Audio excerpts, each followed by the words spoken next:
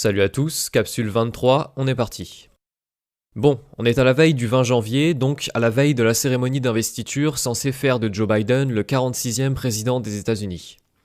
La Constitution américaine veut que la passation de pouvoir de Trump à Biden prenne effet officiellement le 20 janvier à midi, donc demain à 18h heure française. Et comme beaucoup d'entre vous, j'imagine, j'attends un événement imprévu qui empêcherait Biden de devenir président des États-Unis. Pour voir si c'est envisageable, on va faire un point sur la situation. Bon alors tout d'abord, je vous préviens, moi je suis optimiste. Il y a une part de croyance en moi qui me dit que Trump ne peut pas perdre, mais mes croyances, je vous les ai toujours épargnées. J'ai jugé que ça n'avait pas sa place dans les capsules, alors on va s'en tenir à l'analyse objective de la situation. Moi je l'ai déjà dit 100 fois, mais à mon avis, il est impossible que Trump laisse la victoire lui échapper comme ça, aussi facilement. Je persiste à penser que Trump a forcément des tas de dossiers contre ses ennemis, qu'il a forcément la possibilité de tout déclassifier, de faire des allocutions solennelles dans lesquelles il dévoilerait tout, tous les dossiers, quitte à le faire de façon désordonnée s'il le faut. En bref, et comme je l'ai déjà dit souvent, Trump a, selon moi, largement la capacité de mettre un coup de pied dans la fourmilière s'il sent que la situation lui échappe. Par ailleurs, si Trump faisait comme ça une sorte de coup d'éclat, que ce soit calculé ou que ce soit une dernière tentative désespérée de remporter la victoire, on sait très bien qu'il aurait un énorme soutien populaire contrairement aux démocrates. Donc je ne suis pas en train de dire qu'il aurait été judicieux pour Trump d'aller par exemple sur Fox News pour balancer un à un les scandales auxquels sont liés ses ennemis, mais par contre, si la partie était vraiment perdue pour lui, il n'aurait rien eu à perdre à le faire. Mais ce qui est étonnant ici en fait, c'est que Trump, notamment depuis sa censure de Twitter, est finalement très effacé. Il ne semble pas faire grand chose pour revendiquer sa victoire aux élections. Si on y réfléchit, à part quelques déclarations officielles qui n'ont pas eu d'effet particulier et quelques messages sur les réseaux sociaux, Trump n'a pas fait grand-chose, en apparence en tout cas. Beaucoup d'efforts ont été fournis par son équipe juridique, Sidney Powell, Rudy Giuliani, tout ça, mais même là, comme vous le savez, la justice a complètement ignoré les accusations de fraude, qu'il s'agisse des tribunaux locaux ou de la Cour suprême.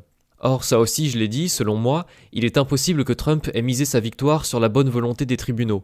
Trump savait très bien que certains États, certains comtés avaient des juridictions démocrates qui rejetteraient toutes ces contestations, et il savait aussi sûrement très bien que la Cour suprême n'était pas parfaitement fiable, notamment en ce qui concerne par exemple le juge suprême John Roberts, qui lui est clairement opposé. La Cour suprême, après tout, ça reste un vote à 9 personnes, alors officiellement 6 juges républicains contre 3 juges démocrates, officieusement c'est plutôt 5 contre 4, sachant qu'en plus les juges ne sont pas censés avoir de préférence politique. Bon bref, je suis pas dans la tête de Trump, mais personnellement je n'aurais pas misé ma réélection sur un vote aussi incertain.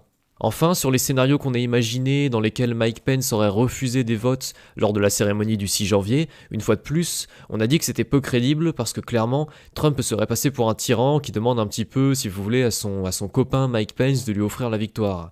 Avec une victoire comme celle-là, Trump n'aurait eu aucune légitimité, quand bien même sa victoire aurait été constitutionnelle. Bon bref, là je répète un petit peu tout ce que j'ai pu dire dans d'autres capsules, donc je vais le résumer en une seule phrase. Selon moi, il est inconcevable que Trump ait misé sa réélection sur des mécanismes aussi peu fiables et incertains que ceux qu'on vient d'évoquer, sachant à quel point le système était contre lui. Trump, avec la connaissance qu'il a du système, de la corruption, de ses ennemis, avec les renseignements qu'il obtient en permanence, ne peut pas se dire tout simplement ah bah on va faire l'élection et puis s'il y a une fraude je porterai plainte et puis au pire Mike Pence dira que c'est moi qui ai gagné. Donc ça c'est la raison pour laquelle je ne crois pas que Trump ait abandonné son combat, parce que toujours selon moi ça n'aurait aucun sens, et si c'était le cas en fait ça aurait été un combat vraiment ridicule de sa part, s'il n'avait pas envisagé d'autres moyens. Vu les enjeux du combat, il me semble impensable que Trump n'ait pas prévu autre chose. Maintenant on va regarder un peu où on en est aujourd'hui, et les étrangetés de la situation actuelle. Officiellement, Biden a gagné, son investiture a donc lieu demain. Il est censé avoir obtenu environ 80 millions de voix, meilleur score de tous les temps, mieux que Trump, mieux qu'Obama, tout ça alors qu'il n'a jamais réussi à rassembler plus de 15 personnes lors de ses meetings. Bon, libre à vous de croire que Biden a vraiment eu 80 millions de voix, mais moi personnellement j'ai du mal.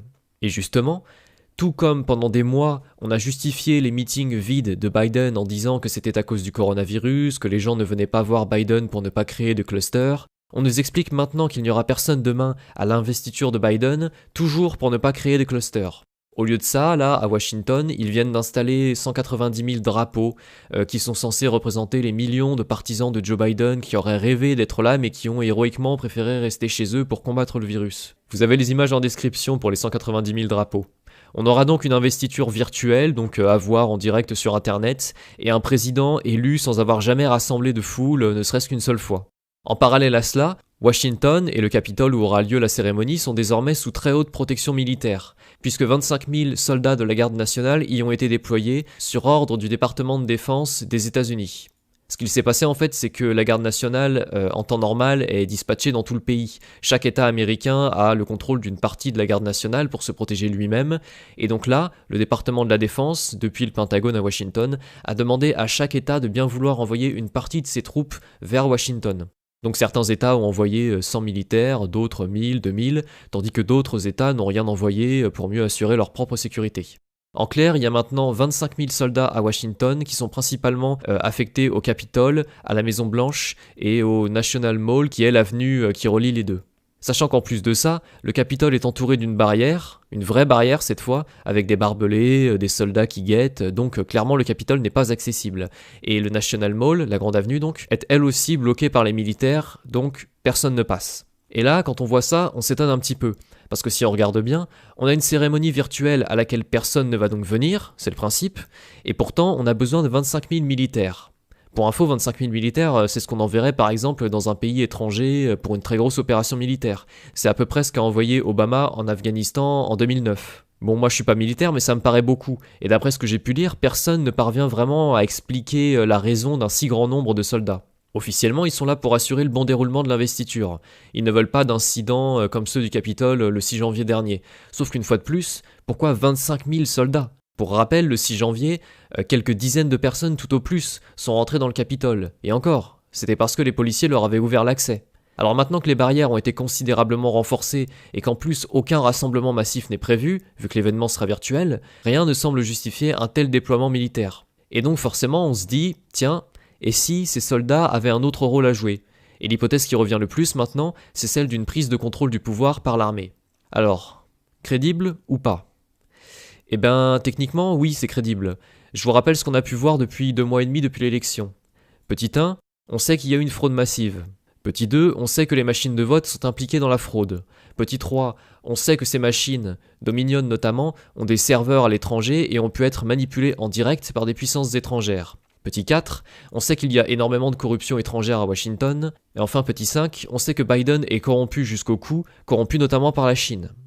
Tout ça, ça nous a permis de dresser un tableau dans lequel, tout simplement si j'ose dire, la Chine entre autres a truqué l'élection à distance pour faire gagner Biden. Biden qui est déjà dans la poche de la Chine depuis longtemps. Donc tout ça, la fraude, la corruption, les renseignements américains et l'armée sont supposés avoir toutes les preuves qu'il faut là-dessus. Il est donc bien possible que l'armée intervienne une fois pour toutes pour reprendre le pouvoir, puisqu'autrement, l'élection de Biden s'apparenterait à de la haute trahison et placerait le pouvoir américain entre les mains de puissances étrangères, la Chine principalement. Ce que ça veut dire, c'est que l'armée a une raison objective d'intervenir. Maintenant, pourquoi l'armée attend le dernier moment ? Pourquoi n'est-elle pas intervenue plus tôt ? Alors certains disent qu'il fallait attendre que Biden soit élu pour qu'il commette sa trahison jusqu'au bout. Ça on l'a déjà évoqué, bon, pourquoi pas ? Mais l'idée qui retient le plus mon attention maintenant, c'est que l'armée attend en fait la fin du mandat de Trump, pour qu'on ne puisse plus l'accuser, Trump, d'être derrière l'intervention militaire. En fait, c'est toujours pareil. Il aura beau respecter les lois et la Constitution, si Trump reprend lui-même le pouvoir, surtout en utilisant l'armée, il passera pour un tyran qui fait son coup d'État, et sa légitimité volera en éclats. Ici en France, Macron n'attend que ça, pour faire un discours solennel dans lequel il dira que Trump est devenu fou et que Biden est le vrai président. Bon, vous imaginez la crise diplomatique pour des mois, voire pour des années. Trump ne peut pas reprendre le pouvoir lui-même. En revanche, où est Trump en ce moment ? Bon là en ce moment je sais pas, mais il a déjà dit qu'il ne serait pas à la cérémonie d'investiture demain. Et on sait même qu'il atterrira demain à 11h du matin en Floride, soit 1 heure avant de perdre officiellement le pouvoir. En Floride donc, où il est censé en quelque sorte prendre sa retraite du côté de son club de Mar-a-Lago. Ça c'est le narratif officiel. Trump a laissé entendre qu'il partait, qu'il acceptait une transition paisible pour la nouvelle administration. Melania Trump a fait son petit discours d'adieu. Bref, selon la version officielle, Trump s'en va pour de bon. Mais je vous l'ai dit, personnellement, j'y crois pas. Je pense qu'il a prévu la suite. La suite, ça pourrait donc être une prise de pouvoir de l'armée, pour laquelle, cette fois-ci, on ne pourrait plus accuser Trump, puisqu'en plus d'être à la retraite en Floride, il n'aurait surtout officiellement plus aucun pouvoir sur l'armée. Il faudrait alors en déduire que l'armée réalise un coup d'État par elle-même, et pour des motifs objectifs qu'on a vus, à savoir l'ingérence étrangère ou la haute trahison de Biden et des autres. À ce moment-là, l'armée serait vue comme un organe neutre, et la présence militaire importante à Washington, le centre névralgique du pays, lui permettrait, à l'armée, d'instaurer durablement un contrôle militaire. On peut imaginer que l'armée examine elle-même la fraude publiquement, qu'elle interroge elle-même les responsables, qu'il y ait les procès militaires qu'on attend tous. En bref, que l'armée, en tant qu'organe neutre et garant de la sécurité nationale, outrepasse les tribunaux, les élus, et instaure une sorte d'état d'urgence visant à tout mettre au clair, la fraude, la corruption, la trahison, bref la totale. Bon voilà l'idée.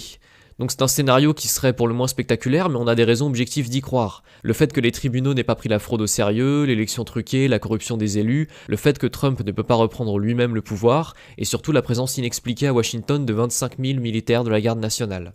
Un coup d'état militaire, ça ferait sûrement beaucoup de bruit, mais ce serait bien plus difficile à contester pour les opposants de Trump si c'est fait par l'armée d'une manière neutre. À la suite de quoi, on peut imaginer encore que l'armée mette donc la fraude électorale à jour, qu'elle arrête les coupables, qu'elle annonce au pays entier que la victoire revenait en fait à Trump depuis le début, et Trump à ce moment-là n'aurait plus qu'à revenir au pouvoir, mettre les pieds sous la table si je peux dire, et dire qu'il était étranger à toute cette intervention militaire. Juste pour finir, il y a une intervention de Lin Wood, l'avocat qui soutient Trump, qui pense également que l'armée pourrait intervenir. Je vous mets ça en description, c'est en anglais, je sais pas si je pourrais la traduire, mais dans cette interview, Lin Wood dit aussi qu'une intervention militaire est la solution pour Trump, mais que cette intervention devrait se faire dans la neutralité, donc pas pour faire gagner un parti plutôt qu'un autre, mais plus pour remettre les choses à plat et repartir sur des bases saines. L'armée avait dit déjà avant l'élection qu'elle ne comptait pas chasser un candidat au profit d'un autre. Et cette déclaration a été confirmée il y a quelques jours quand Nancy Pelosi a tenté de se mettre l'armée dans la poche en demandant à ce que l'accès de Trump à l'arsenal nucléaire lui soit bloqué. À ce moment-là, l'armée a repoussé les demandes de Nancy Pelosi assez vivement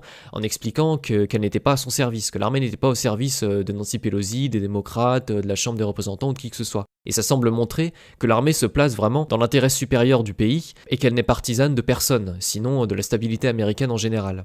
Donc voilà pour aujourd'hui, ça c'était ma petite analyse personnelle de la situation. L'avantage c'est qu'on sera rapidement fixé, et si rien de tout ça n'arrive, on refera le point. Par ailleurs, il y a des déclassifications qui sont en cours en ce moment, des déclassifications ordonnées par Trump et qui concernent notamment l'Obamagate. On en reparlera s'il y a des informations lourdes, mais personnellement je ne pense pas que des révélations sur l'espionnage de la campagne de Trump ou sur le faux dossier russe soient suffisantes pour déclencher un soulèvement populaire. Vu la situation actuelle, et comme le disait Q, la solution militaire semble la seule vraiment susceptible de faire bouger les choses. Donc on s'arrête là pour aujourd'hui. Bonne ou mauvaise, on aura des nouvelles très vite. Passation de pouvoir demain, 18h heure française. La cérémonie commencera sûrement plus tôt, il devrait y avoir des lives à suivre un peu partout. En attendant, je remercie une fois de plus ceux qui m'ont soutenu dans mon travail en me faisant un don ou bien en partageant mes vidéos, et je rappelle qu'en cas de censure, vous avez toutes mes autres plateformes en description. Sur ce, je vous souhaite une bonne fin de journée, et je vous dis à la prochaine. N'oubliez pas de vous abonner et d'activer la cloche pour être informé de mes prochaines vidéos. Vous pouvez me rejoindre sur Twitter et Facebook, et vous pouvez me soutenir sur Tipeee et Paypal grâce au lien en description.